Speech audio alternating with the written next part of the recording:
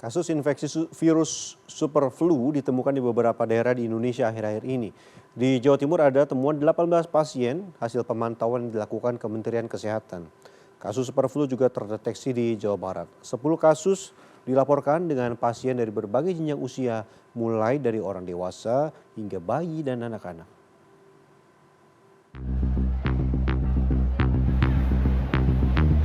Kasus infeksi superflu di Jawa Timur terdapat temuan kurang lebih 18 pasien.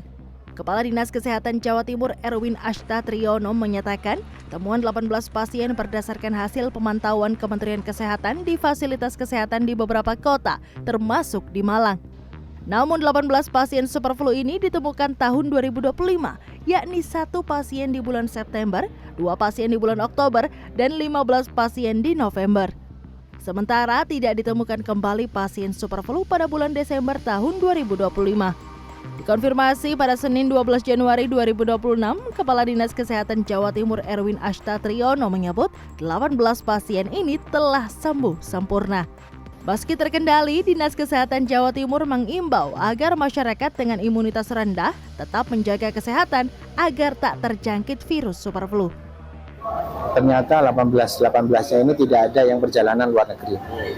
Yang kedua, itu kan kasus di mana akumulatif dari September ada 1 pasien, Oktober ada 2 pasien,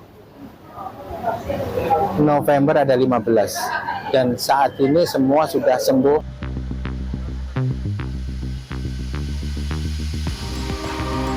Di lokasi lain, 10 kasus superflu ditemukan di Jawa Barat.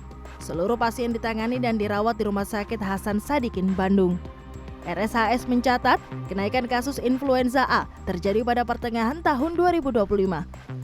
RSHS kemudian mengirimkan sampel kasus influenza A tersebut ke Balai Besar Laboratorium Biologi Jakarta dan hasilnya 10 kasus tersebut dinyatakan superflu.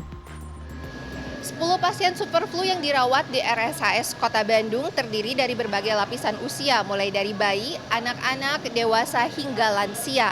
Gejala yang dirasakan hampir mirip dengan flu biasa seperti pilek, demam, dan batuk, namun berlangsung lebih lama dan gejala lebih berat sehingga bisa menyebabkan sesak nafas. Dan dari 10 pasien yang dirawat di RSHS, 1 diantaranya meninggal dunia karena penyakit bawaan atau komorbid. Berdasarkan catatan RSHS, kasus influenza A meningkat di Agustus 2025 dan mencapai puncaknya pada Oktober 2025. Setelahnya, kasus tersebut cenderung menurun.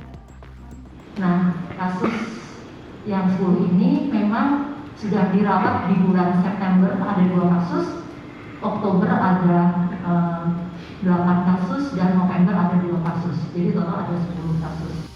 RSHS Bandung menyiapkan sejumlah antisipasi, seperti fasilitas ruang isolasi dengan sistem pengaturan tekanan udara untuk mencegah penularan.